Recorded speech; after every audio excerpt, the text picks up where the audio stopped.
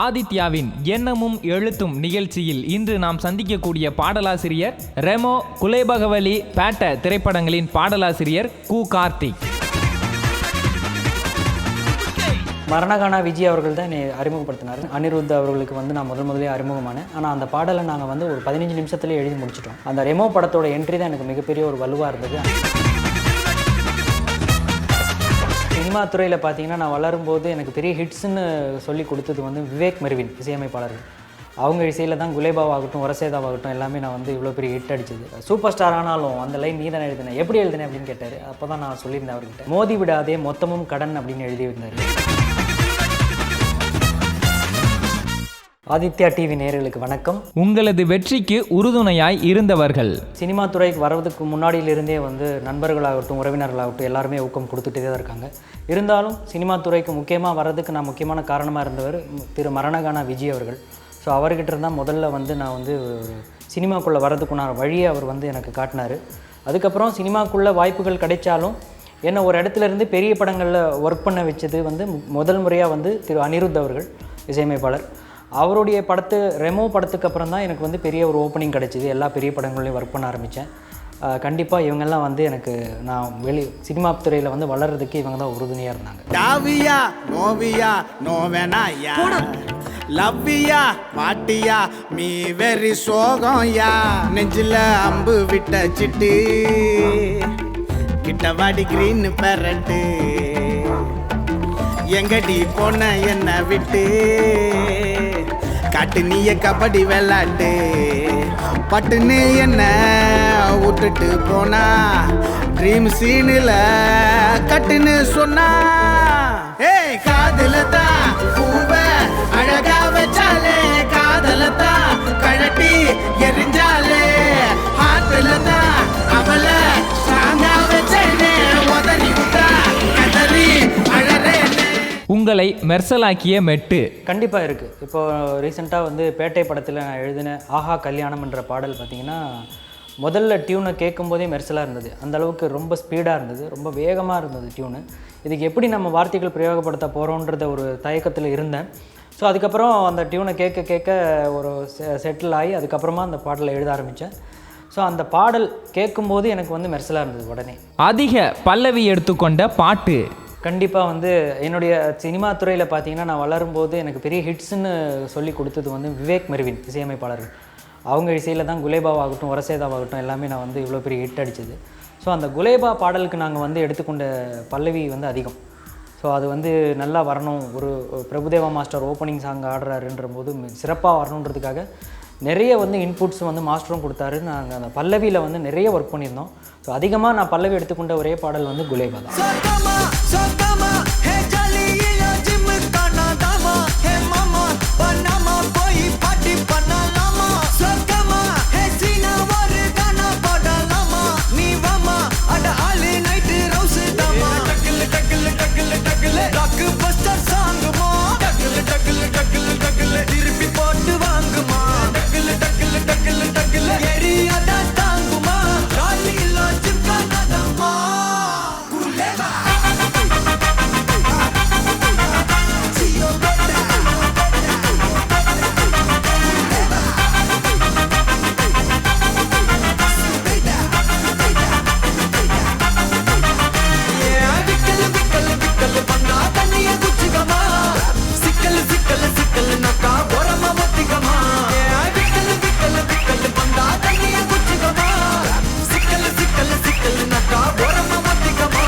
படித்து ரசித்த memes.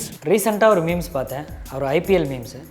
So பார்த்தீங்கன்னா உங்களுக்கே தெரியும், ரசல் நல்லா பயங்கரமாக விளையாண்டுருக்காரு. ஸோ அவர் ஃபோட்டோ மேலே இருக்கும், கீழே ஆர்சிபி பவுலர்ஸ் ஃபோட்டோ இருக்கும், கோலி ஃபோட்டோ இந்த பக்கம் போட்டிருப்பாங்க. கோலி ரசலை பார்த்து சொல்லுவார், எனக்கு அவனை பார்த்து கூட பயம் இல்லை, ஆர்சிபி பவுலர்ஸை பார்த்தா தான் பயமாக இருக்குது அப்படின்னு சொல்லியிருப்பாரு. அது ரொம்ப ஃபன்னியாக இருந்தது. சிரித்து படித்த நகைச்சுவை. ரீசெண்டாக ஒரு நகைச்சுவை பார்த்தேன், ரொம்ப சிரிப்பு வந்தது. ஸோ என்னென்னு பார்த்தீங்கன்னா, ஒரு ஒய்ஃப் ஹஸ்பண்ட் கிட்ட சொல்லுவாங்க, ஏங்க சொர்க்கத்தில் கணவன் மனைவி சேர்ந்து வாழ முடியாதாமே அப்படின்னு சொல்லுவாங்க. அதுக்கு ஹஸ்பண்ட் உடனே ரிப்ளை பண்ணுவார், அதனால தாண்டி அதுக்கு பேர் சொர்க்கம்னு வச்சுருக்காங்கன்னு சொல்லுவார். அது ரொம்ப சிரிப்பு வந்தது. மனதை கவர்ந்த ஆட்டோ வாசகம். ஆட்டோ வாசகம் பார்த்திங்கன்னா, ஒரு ஆட்டோ டிரைவர் தான் கடன் வாங்கி ஒரு ஆட்டோ வாங்கியிருக்கேன்றதை ஒரு ஆட்டோவில் அழகாக எழுதியிருந்தார். மோதி விடாதே மொத்தமும் கடன் அப்படின்னு எழுதியிருந்தார். அதை பார்க்கும்போது ரொம்ப சூப்பராக இருந்தது. செல்ஃபி பற்றி. செல்ஃபி, உடுக்கை இழப்பதும் தெரியாமல் தன்னைத்தான் புகைப்படம் பிடிப்பதே செல்ஃபி. யூடியூப் பற்றி. யூடியூப் நம் எல்லோருக்கும் சொந்தமான வலைத்திரையரங்கம். கூகுள் பற்றி.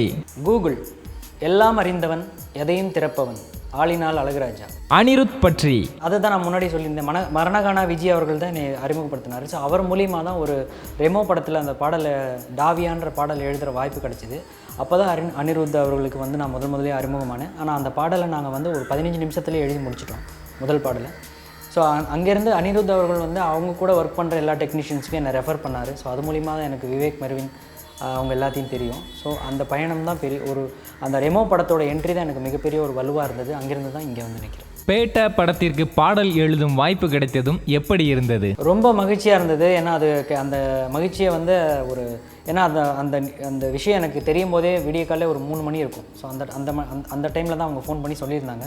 ஸோ அந்த விஷயம் வந்து கேட்டவுடனே எனக்கு ரொம்ப சந்தோஷமாக இருந்தது. ஸோ அந்த டைமில் அந்த டியூனும் ரொம்ப ஃபாஸ்ட்டாக இருந்தது. அந்த எக்ஸைட்மெண்ட்லேயே அந்த டியூன் ஒர்க் பண்ணிட்டேன். உங்களுக்கு கிடைத்த பாராட்டுகளில் உயர்வு நவிர்ச்சி அணி. பேட்டை 50வது நாள் வந்து ஒரு கெட் டுகெதர் மாதிரி பண்ணாங்க. நாங்கள் போயிருந்தப்போ சூப்பர் ஸ்டார் அவர்கள் இருந்தார். ஸோ அவர் வந்து நான் அவர்கிட்ட நன்றி சொல்ல போனேன். இந்த மாதிரி உங்கள் படத்தில் வாய்ப்பு கொடுத்ததுக்கு நன்றி சார்னு சொல்ல போனேன். சொல்லிவிட்டு திரும்பும் போது கையை பிடிச்சி இழுத்து நீ தானே அந்த சூப்பர் ஸ்டார் ஆனாலும் அந்த லைன் நீ தானே எழுதினேன், எப்படி எழுதினேன் அப்படின்னு கேட்டார். அப்போ தான் நான் சொல்லியிருந்தேன் அவர்கிட்ட, இந்த மாதிரி உங்களை பார்த்து தான் சார் நான் சினிமாவுக்கே வந்தேன், உங்களால் தான் நீங்கள் தான் என்னோடய இன்ஸ்பிரேஷன். ஸோ அப்படி வரும்போது எனக்கு கல்யாண சாங் வந்துருச்சு, சரி உங்களை எப்படி எங்கள் பாட்டில் ஏதாவது யூஸ் பண்ணுன்றதுக்காக அந்த லைன் எழுதுனேன்னு சொன்னார். ரொம்ப நல்லா இருந்தது, எனக்கு ரொம்ப பிடிச்சது அப்படின்னு சொன்னார். அது என்னுடைய மிகப்பெரிய ஒரு பாராட்டான. கல்கட்டு போட்டாக்கா பஞ்சாதி திட்டுவா, கல்லடி வாங்கினாலும் கட்ட பொம்மை போல நீயும் நிக்கணும், கோபத்தை மூட்டதான் கட்டணும், ஊரெல்லாம் வீரமாக பேசினாலும் வீட்டில் வாய மூடணும். ஒரு வாட்டி அவ சொன்ன மறுவாட்டி கேட்காம சொன்னத செய்யணும், நில்லுன்னா நிக்கணும். சூப்பர் ஸ்டார் ஆனாலும் சிங்கமா வாழ்ந்தாலும் வீட்டுக்குள் கொஞ்சணும், அப்பப்ப கஞ்சணும். அனிருத் விவேக் மெர்வின் பற்றி. அனிருத் அவர்கள் வந்து நான் முதல்ல சந்திக்கிறதுக்கு முன்னாடி வந்து இவர் எப்படி இருப்பாரோ எப்படி கேட்பாரோன்ற மாதிரி ஒரு பெரிய இதுவாக இருந்தது. ஆனால் பழகும்போது தெரிஞ்சது அவர் ரொம்ப ஃப்ரெண்ட்லியாக பழகுவார், ரொம்ப கூலாக பழகுவார். ஸோ அவர் கூட ஒர்க் பண்ணுறதே நமக்கு வந்து ரொம்ப ரொம்ப இன்ட்ரெஸ்டிங்காக இருக்கும். சில விஷயங்கள் வந்து கேட்டு வாங்குவார். ஸோ அந்த மாதிரி இருக்கும். ஸோ ரொம்ப அழகாக இருந்தது. அவர் கூட ஒர்க் பண்ணுற எக்ஸ்பீரியன்ஸ் ரொம்ப ஸ்வீட்டாக இருந்தது. அண்ட் விவேக் மெர்வின் பார்த்திங்கன்னா அவங்க வந்து எப்போவுமே வந்து சாதாரணமாக அவங்க சிஸ்டத்துலேருந்து ஒரு சாங் வெளியே போகாது. ஸோ அவங்க வந்து அவ்வளோ வெர்ஷன்ஸ் லிரிக்காகட்டும் எவ்வளோ வெர்ஷன்ஸ் லாக் பண்ணி கடைசியில் அவங்க ஃபைனல் பண்ணிட்டாங்கன்னா அந்த சாங் வந்து அவுட் போகும் அப்படின்ற ஒரு விஷயம் இருக்கும். அந்த லிரிக்கலுக்காக ரொம்ப வந்து ஹார்ட் ஒர்க் பண்ணுவாங்க. அதுவும் இல்லாமல் எவ்வளோ தான் இட்டு கொடுத்தாலும் விவேக் மெர்வின் ஸ்டுடியோக்குள்ளே போனால் நாங்கள் முதல் சாங் ஒர்க் பண்ணுற மாதிரி தான் ஒர்க் பண்ணுவோம். ஸோ அவங்க கூட எனக்கு அந்த எக்ஸ்பீரியன்ஸ் வந்து ரொம்ப பிடிச்சி. பல கேள்விகளுக்கு சிரித்து கொண்டே பதில் சொன்ன உங்களுக்கு எங்களுடைய பரிசு பொருள். ரொம்ப ரொம்ப நன்றி. ஆதித்யா தொலைக்காட்சி நேயர்களுக்கும் இந்த நிகழ்ச்சியை ஏற்பாடு செய்த அவர்களுக்கும் வந்து என்னுடைய மனமார்ந்த நன்றிகள். இப்படி ஒரு நிகழ்ச்சியில் கலந்து கொண்டது எனக்கு ரொம்ப சந்தோஷமாக இருக்குது. தேங்க்யூ. இவ்வளோ நேரம் இந்த நிகழ்ச்சியை பார்த்து ரசித்த ஆதித்யா தொலைக்காட்சி நேயர்கள் அனைவருக்கும் என்னுடைய மனமார்ந்த நன்றிகள். ஆதித்யா பாருங்கள், சிரிச்சுக்கிட்டே இருங்க.